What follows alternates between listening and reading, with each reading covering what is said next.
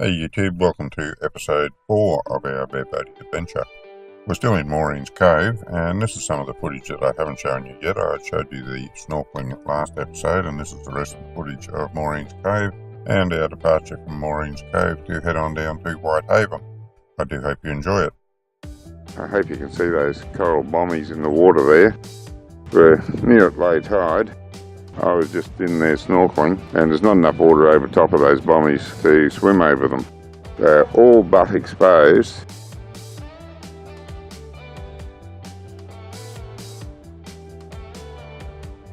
In fact, that one in there is just creating a ripple on the water. I think he's just cracking the surface of the water there.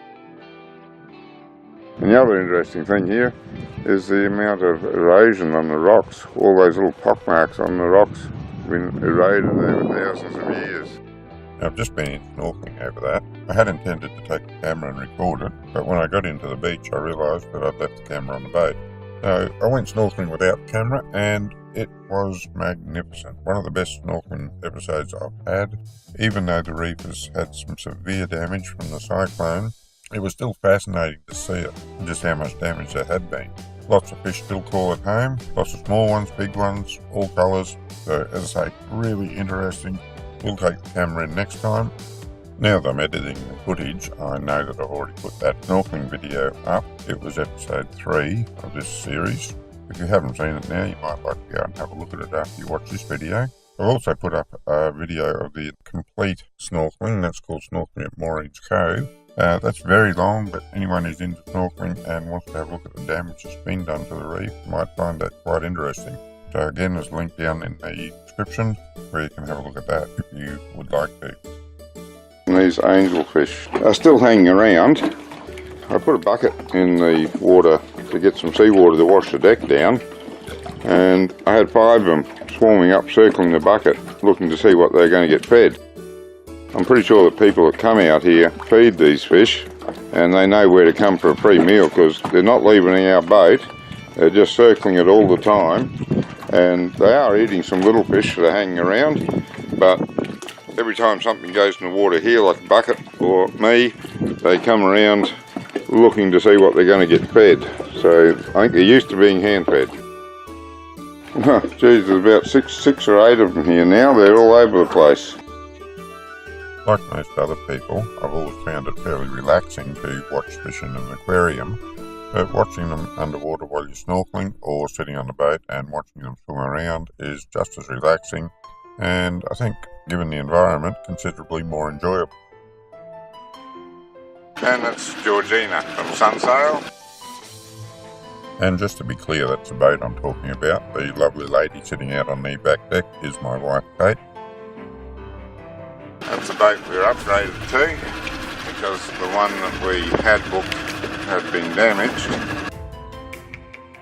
That does happen, but this is an absolutely superb boat. It's a Leopard 48.3, and it's 48.5 foot long. The 3 stands for the number of cabins. The starboard cabin runs full length. It has ensuite, lounge and sleeping area, and the port hull contains 2 cabins, forward and aft, again with their own ensuites. I've done a walk through the boat, so you've seen the inside of it.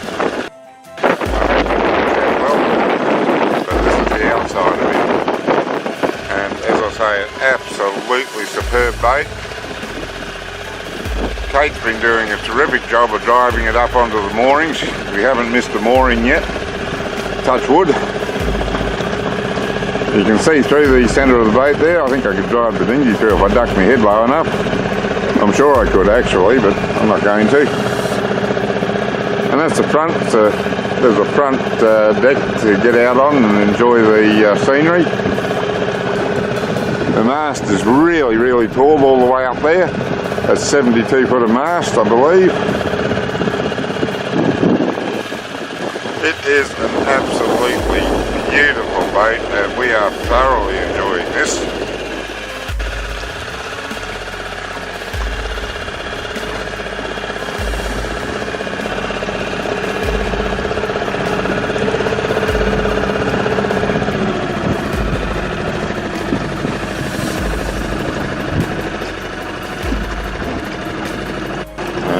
are back at the beginning. I'm going to put the bait up in the davits now, ready to leave in the morning.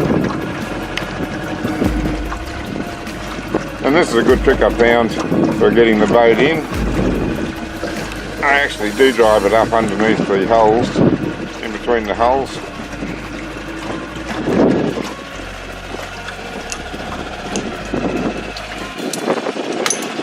And just like that, and then we can bring it over onto the side.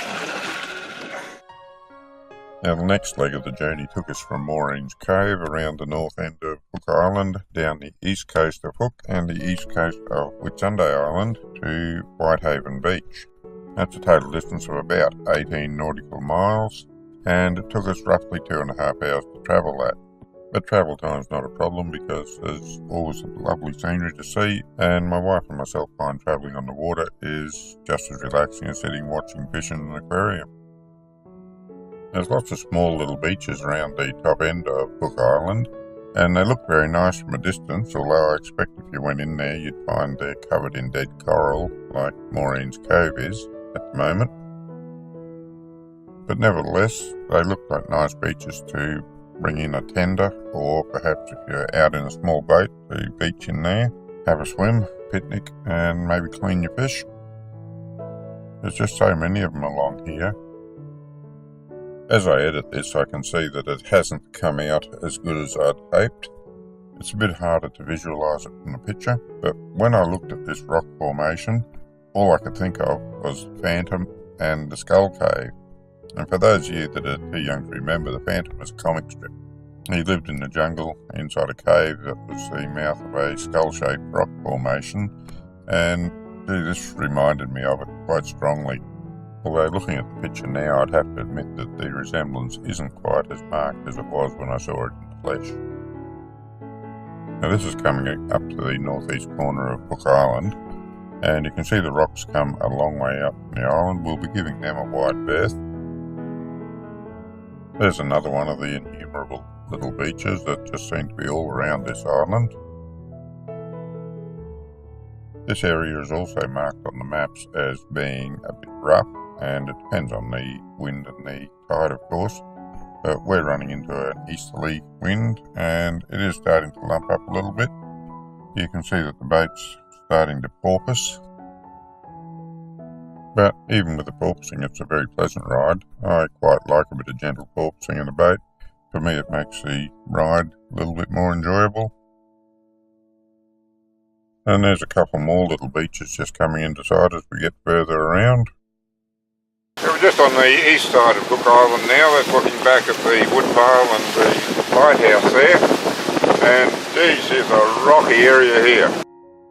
You can see from the jagged face of the cliff there that over the years there's been a lot of rock rubble drop off the cliff into the water, and I expect that's made some great structure for fish down there. If you had a small boat in the right weather, getting close to that, drop a line in, I think you'd do pretty well. If we look over here, you can see a tiny rock just sticking out of the water. I'll see if I can zoom in on it, but I haven't got much vision in this. That's double rock. Only just sticks out of the water and it's not marked. You've got to be on the lookout for that one. But as you can see, the waves are breaking over it, so it is visible in itself. Now this is Mackerel Bay just appearing around this rocky headland. I don't know if the name of the bay means anything, except for the fact that we're outside the no fishing zone and it's time to put some trolling gear down to see if we can pick up something. If there's any reason for naming the bay Mackerel Bay, we might get lucky and get some mackerel. Tuna would be nice too, I'm not that fussy. And now with the hindsight of finishing the trip, I can tell you that we didn't catch any fish on the troll, although we did see quite a lot of surface activity of the fish feeding. I guess a sailboat under engine power just isn't right for trolling. The equipment I had with me wasn't up to editing any of this video footage while we were on our holiday, so I didn't get to edit it until I got back. And two things I've noticed. Voice, when I'm out in the wind driving the boat, is almost unintelligible, so I've had to try and pick up what I was saying and then redo it from home. And the other thing is just how incredibly hard it is to hold the camera still on a rocking boat. Looking in the viewfinder, I didn't think I'd done that badly, but oh, I've cut a lot of footage out because it's just all over the place. So I do apologise for the bits that are still moving around a lot, but did the best I could. Now we're still coming down the eastern side of Hook Island at the moment, and you can see it's a little bit rolly. We're taking the swell on our beam, the wind's from the east, southeast, and the tide's not doing us any favours either. But still, it's a nice pleasant little movement, and this is Tongue Bay we're coming past now, and the hill on our left is Tongue Point. I had intended to anchor in Tongue Bay and make the trek up the hill to get a look over Whitehaven Beach. That's the view that you see in most of the picture postcards of Whitehaven Beach. It is really beautiful just going by the pictures, but as you can see, the anchorage is full. It's a mooring anchorage in there, and every mooring is taken up at the moment. So I decided not to go in there and anchor, and we missed out on, or rather I missed out on the hike up to the top of the hill and the view from the top, because my wife had indicated that she didn't really feel like to walk up there today. I felt a little bit disappointed, but I did get to go to Whitehaven Beach, which is just around the corner from Tongue Point, so I guess I didn't do too badly. But just because I didn't get to make the journey to the top of the point to take my own pictures doesn't mean to say that I haven't got a picture to show you, because it's a very popular tourist picture. Most of the tourist brochures use a picture of Whitehaven Beach taken from the top of Tongue Point in their promotional material. So in the spirit of promoting Whitehaven Beach as a tourist destination, I have one of the tourist brochure pictures to put in my video. Not quite the same as having my own, but under the circumstances, it's the best I can do.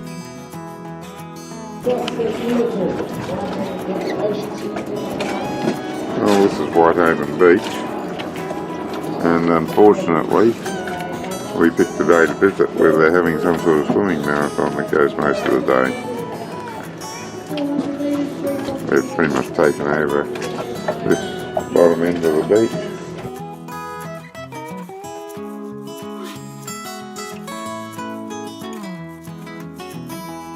Could have pulled in further up, lots of boats have.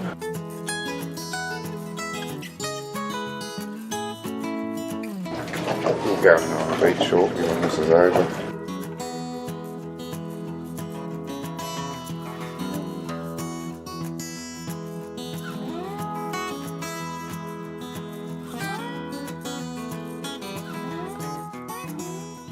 Police are here assisting with the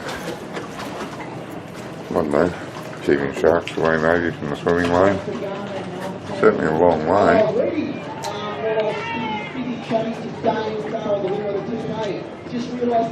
Subtracted a fair few spectators. Well, that's a wrap for episode 4. I do hope you enjoyed it and appreciate some of the beauty of this place. Perhaps it will encourage you to bring your own boat here or embark on your own bareboating adventure. Until next time.